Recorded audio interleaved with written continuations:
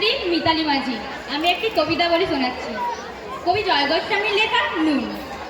আমরা তো অল্পেই খুশি, কি হবে দুঃখ করে?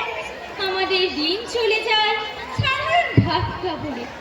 চলে যায় দিন আমাদের অসুখে ধার দেনাতে।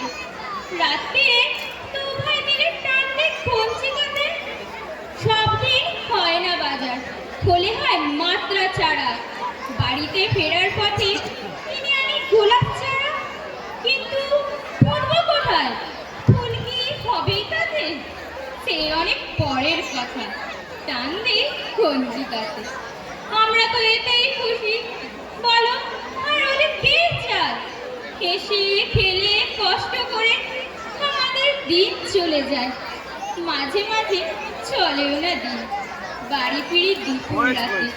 খেতে বসে রাগ চড়ে যায়, নুন নেই ঠান্ডা ভাতে। রাগ চড়ে মাথায় আমার, আমি তার মাথায় চড়ি। বাপ বেটা দুই ভাই মিলে সারাক্ষণ মাথায় করি। করি তো তাতে কার কি? আমরা তো সামান্য লোক। আমাদের শুকনো ভাতের খাবারের ব্যবস্থা হোক। নমস্কার।